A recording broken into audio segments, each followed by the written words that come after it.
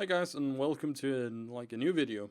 As I said, I wanted to do a lot more YouTube videos in the future, so I am I'm on that process. So here is a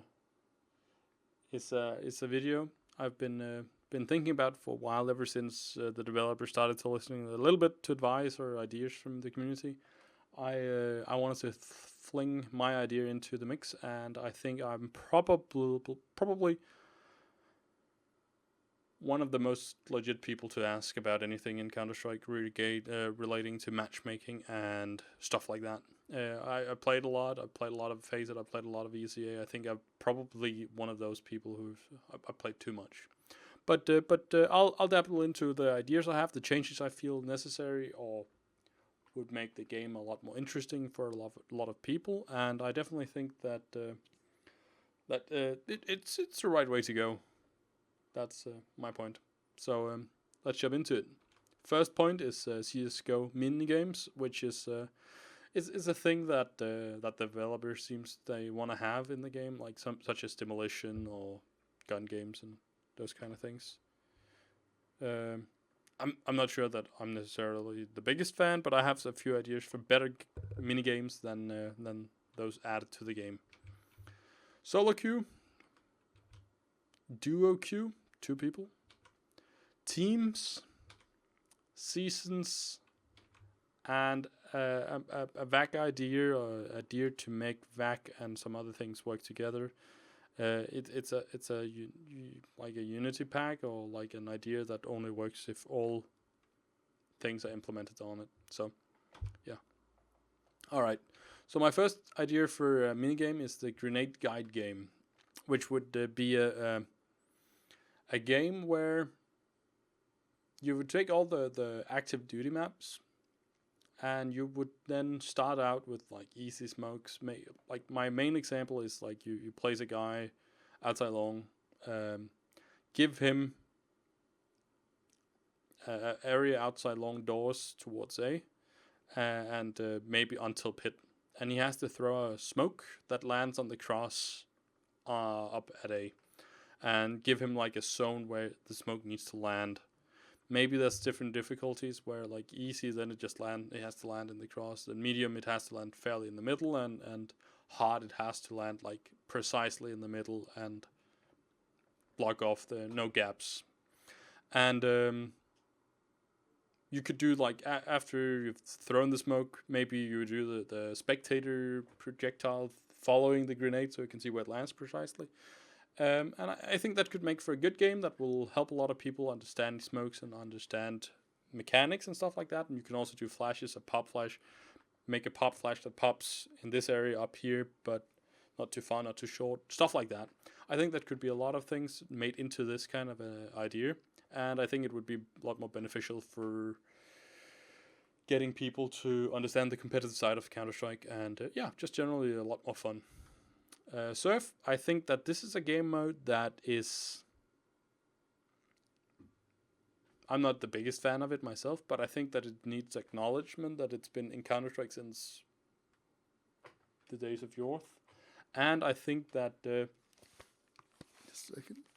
That it definitely requires some skills and you learn something from it. And I think that it's time that the developers of CSGO acknowledge stuff and put it into like a custom easy join filter. I'll end this part with a bit of a thought about the community maps and all that. Movement. Yeah, again, the same concept as the grenade guide games. I think movement is very usable in competitive CSGO, and I think that having a movement-based minigame could help a lot in regards of teaching some people some movement skills and how to move around in Counter-Strike. And again, trying to make the gap from novice to like mediocre or a bit easier and a bit more fun with like challenges. Oh, have you done the movement guide challenge or whatever? Like I think, and I'm talking about like doing the jump maps like old school. Maybe you have like an official world record now and stuff like that. Better search options for deathmatch. You can search for deathmatch. It's team deathmatch, but I think that you should have more options such as headshot only, pistol only, like a combination of everything, no op, stuff like that. So you can find a specific deathmatch server that you want to join, free for all, team, whatever, what specific maps you want to play on. I just feel like as it currently is, nobody really used the official deathmatch server, or at least if you're smart, you won't use it. But I just think that would be a better use for deathmatch. Yeah, I think that the days are over where like the biggest mini games should be community search maps and community servers, and I think that these kind of games would deserve to, yeah, get into the CS:GO client itself, and I think that they're good games that could help the game come a long way, in teaching new people new stuff, and yeah, SoloQ. It's very self-explanatory. There's not anything new, but I think that it's a very needed thing in the game, and I think it could be fun. And there's a different couple of subject topics on it I like to base on. Of course, when you queue, you only queue with other solo queue people. You don't end up in a 4-man stack or have the 2 friends and a couple of solo people, and those 2 friends just sit and act like assholes. Everybody solo queues. All the solo queue ranks are based on SoloQ. So I also want an ELO point system for ranking. It's fine that if they continue with a global elite, supreme, legendary eagle masters, legendary eagle, DMG, such and so on. But I think that there should be with the ELO point system, you can go above and beyond the global elite. So yeah, is my global elite higher than your global elite? Are you just global elite? Just or like figuring out. There's difference on global leads, and with the ELO point system, you can brag about it too if you get high. Season prices. I'll talk about season when we come to that topic. But yeah, prices at the end of a season, a given period of time, could it be 1 month, 6 months, where you could maybe win a sticker you put on a gun and it becomes like a signature placed first in SoloQ season 1, and you have this gun, and if you dropped it and somebody picks it up and it's like, whoa, this guy is actually pretty sick, and he's been playing like since there, and yeah, those kind of things. That could also be just skins, or just could be a lot of ideas for prices, medals, stuff like that. So yeah, duo queue. Duo queue is again, it could have gone under minigames, but I think that this is done correctly, you could add it as a minigame if you do it wrongly, but if done correctly with the dual queue, it's taking ground based on the good old 2-on-2 days back in 1.6 source, where you would play it like you only had one friend online, you were bored, you wanted to play some competitive Counter-Strike, you played some 2-on-2 cups and won yourself some Teflon. That was the good days. Yeah. What I would think with this would be nice, and the way I wanted to handle this, but again, there could be different ways to handle it. I would suggest that you take old maps, or not old maps, the active duty maps, and you either just make one bomb site active, or you could reverse the idea of counter-terrorist to maybe there's a bomb drop somewhere on the map or something, and 2 CTs are defending the bomb, and the terrorist needs to go and pick it up. So you stay within the Counter-Strike mentality, and it will be experiences that is useful outside the dual queue, but also inside. So whatever you have learned from playing on a team, or playing in solo queue, or playing in matchmaking, you can apply into the dual queue with a friend and try to get highest ranks here. So yeah, maps as I'm talking about. I think that using the active roster maps would be the best idea, if it's like closing down a bomb site and they have to hold one bomb site and you have to attack it 2-on-2, so it's like very CT sided. You could also, there's a different ways of approaching this, and I think that like the main issue or the main goal of this is to try and not make it too CT sided and opening it up. But I think that it could be a fun way to play with a friend without having to being annoyed with 3 random people, or 3 in a queue as well. Or you and your friend, and you can do whatever you want, and you can rely on each other, and it's you two and nothing else, and you have to destroy the opponent to make that play with a friend kind of concept. Also add a elo point system to this, and a custom or a specific rank for how well you're doing in dual queue. So you have like different ranks, different for solo queue, matchmaking, and now duo queue. I think that would be best. Very self-explanatory with that.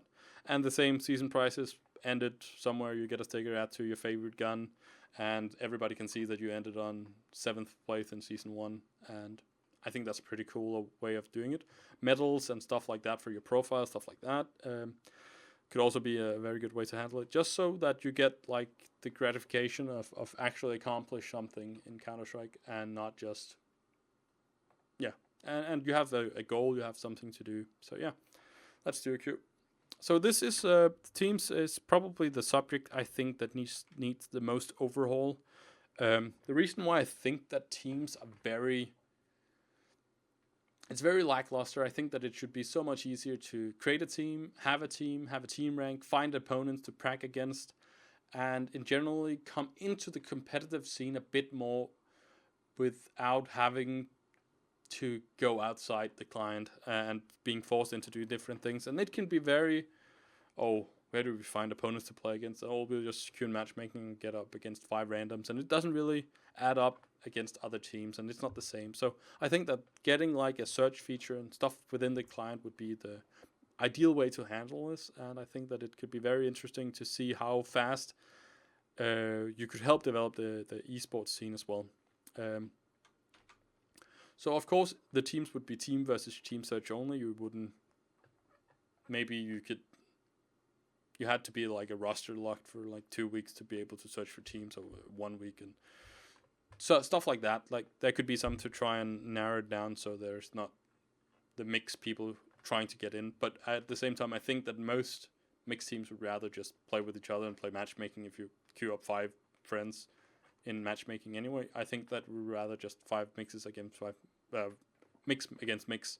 They'd rather do that. So I don't think that's going to be the biggest problem, but it was a problem back in the day where you would search like high skilled and you would get random scrub noobs that thought they were just good aim wise, and when you try to play on that more team based game, it becomes a bit of a problem when you don't have like good prac partners or whatever. Team rank, your team gets a rank. Elo, I don't know, that's a bit more, it's a bit harder. I think that a good way could be that you have like a continent based rank, so it's only like, oh, I'm number 1 in Europe, you're number 1 in NA, you're number 1 in Brazil, stuff like that. Yeah, the team rank could have an actual influence on stuff like cups and leagues. Maybe maybe this cup says that we only want top 50 teams to join the cup. So they're like maybe the top 100. There's maybe 24 spots. It's the first to join from the 24. Or maybe it's like based on if all top 100 teams joins in, then it's the best 24 teams that joins in. But then it's based on your rank, and the same with leagues could do the same idea. Have prizes, maybe decide whatever different things. Of course, CS:GO developers would have to add like a cup league page as well, where there would be information for that, and people should be able to create cups, create leagues within the client. This is far down the line, but I think that these are all things that could make the game become even more of an esport, or go down the line of crazy shit going on. I just generally think that these are all like insanely cool and good features that could be implemented fairly easy, and anonymity. Very easy word to say when you're from Denmark. Maybe anywhere, I don't know. It's a terrible word. Anonymous. The idea is that if pro teams or any teams that maybe fear that people would try to like use these strats against them, or now they know this strat, or keep something secret, you can enable a feature on your team or whatever, and you're anonymous, and you play under bot names, and your team name is Bot Gaben or Team Gaben, and the bots are all kind of like just bot names. So nobody will know who you are. You can try every strat out you have ever wanted in your life. The opponent doesn't know anything. So let's say that the professional teams end up using this feature. They're number one in the European scene or whatever. They get matched up against the third. They don't know necessarily. Both teams are anonymous. They can prac and use the strategies they want, but their opponent will not be sure on what team they're playing against, other than it's probably a good team. Team page, both like an official page where opponents and stuff like that can see your page and see maybe your rank, what cups and leagues you've recently entered or won, or stuff like that. Maybe win percentages, stuff like that. Then a private page where you can add coaches and team managers or team owners, stuff like that. And they can see how much they've been playing, what maps they've been playing, what maps they're bad on, good on, past demos, stuff like that. So it's easier for a coach to, I need to go through this. Maybe there's a live game preview, spectate, stuff like that. I think that could be cool with a built-in captain, coach spot. Maybe I said captain the whole time. I meant coach. Of course, team versus team could also be ban pick or pick ban face if official games and stuff like that. Season prices the same. Maybe it's just your team page to get the decoration. Maybe it's money prices. There could be a lot of different things that could go in here. Again, it's a lot up to Valve and what they wanted to invest into it. But I think that overall, something that season prices is a bit not so important here, because if you got access to cool cops and leagues and good prac partners, if you're very serious around being a professional esport player, just getting up there and being able to prac against the best would be very beneficial for you. And so alone there, the rank makes a lot of difference. So yeah, that's the teams, and I think that this is probably the most important feature. Seasons. I think that season is the idea of playing every 1 month the season ends and starts, or 3 months, 6 months. It doesn't really matter. The more the idea is that you have goals. You start the month and you want to try to get as high as possible, and you want to win the prizes. You want to play a lot, which makes Counter-Strike better. Challenges. You challenge yourself to reach these goals you set for yourself, which often is very tough. There's a lot of people wanting them. Maybe I don't know. Maybe you can win a prize that's sellable and you can make some money on playing solo. Stuff like that. Prizes, as I've said on the other topics, that you can win prizes, that the money is there. The season, I would suggest either 2 or 3 months season-based way, and then implement updates within these. So every 3 months, CSGO is forced to make an update, maybe a new case. So you have 4 cases a year, or maybe you have the other way of having 6 cases a year. With updates, so people know when the updates are coming, when changes are arriving, map changes, stuff like that, and not just randomly thrown out after 9 months. So we have something to look forward to. I look forward to the next update. Maybe you have leaked a bit of things beforehand, making seasons the way to go around updates. The VAG idea. This is probably the most controversial idea, and maybe it's unethical, and there could be a lot of things here that it's just making it plain impossible. But I think the base idea of this is viable, and I think it could be an interesting way to go around it. So yeah, first of all, this only works if you have the idea of Prime. Prime making it easier or making it more difficult to make secondary accounts after you get VAC banned. I'm not sure if it's only the phone number. Maybe there's also something on the phone you register your phone. But the idea is that to play Prime, you need to have a phone connected to your Steam account. And that's bothersome if you have to go and buy a new phone. And maybe your phone is locked, so you need to have a secondary phone as well. So making it a lot more annoying to get that secondary account in case you get a VAC ban, which is the general idea. We're past the point where we know that we can never get any VAC system that is secure, so new cheats will not arrive. So we need to make it as much of a pain in the ass to cheat. So if you do get VAC banned, you have a hell of a lot of a road ahead of you to try and sneak around the VAC ban. So here is hardware ID bans. Like I'm not even sure how this works. I've only heard around this by hear tell concept. People talking about that all your hardware have like a unique code, and of course this I've also been told that they're changeable. You can go and do like change the MAC address or MAC things, and that's also fine. That there's a way around it, but let's say that you plug in your old graphics card when you're playing. I won this graphic card in an online tournament where I cheated. I plug in this new graphics card. I leave the old one back. I continue to play. I get VAC banned. Oh well. Oh, I changed the hardware ID and everything. I don't get caught right away. The new graphic card burns out, and no, I have this old one. I'll plug it in. He forgot to change the hardware ID. Boom, ban, VAC banned.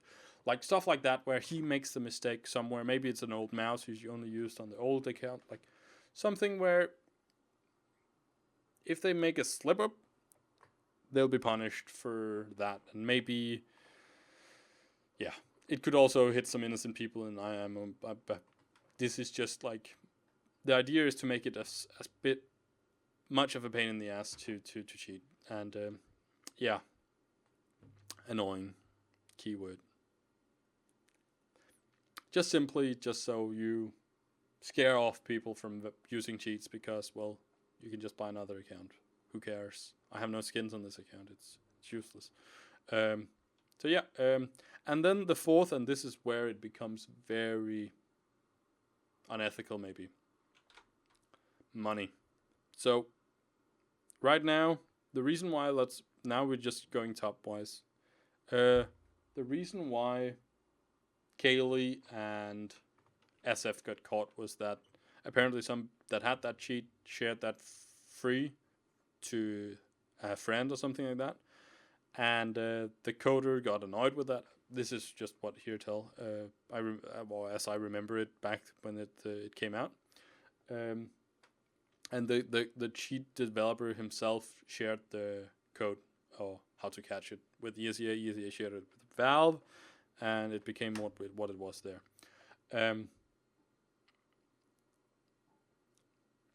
And I think that's a very unique case where that happened. So my suggestion is to give people a reason to share critical information from cheats. So let's say that I have my hands on a cheat. I send that into Valve, and they catch 1,000 people with this VAC ban wave that was based on the information I provided for them. Then they give me $10 per person they've VAC'd, or maybe like the value of the CSGO accounts, or not the CSGO accounts, but the value of CSGO, or half the price of a CSGO purchase, like $7 or something, and that's like $7,000. Oh, that's a lot of money.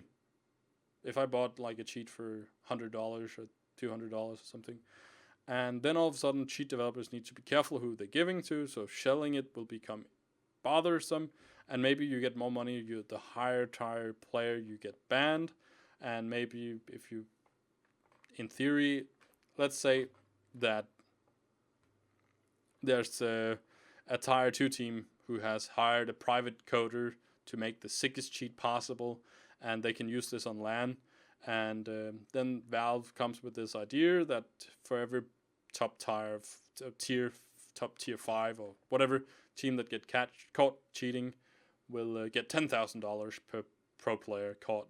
Then all of a sudden this cheat developer can be like, I could share this information and get $50,000.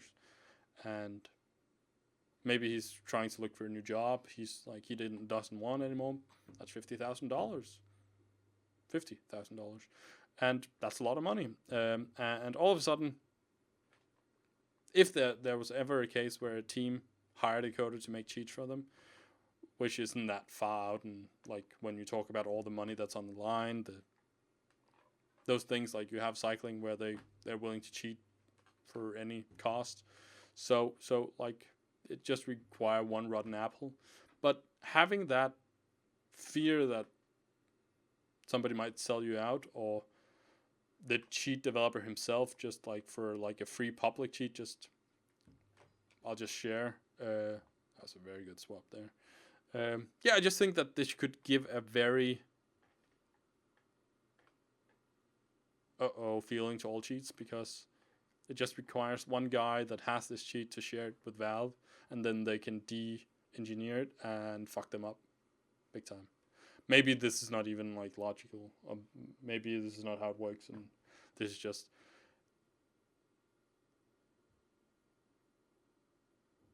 as far as I know it, the way you do de-engineer, it's maybe probably the good cheat developers will have a way to like make every cheat unique, and you only catch that one guy that uses it or whatever.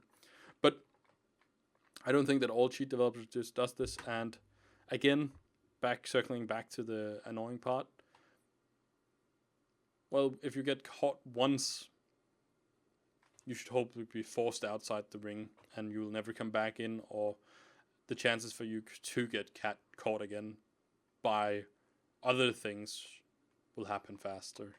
So yeah, that's the vague idea here. Might be very not smart, but we all know that the days where we can hope for a system where new cheats doesn't get developed is not there.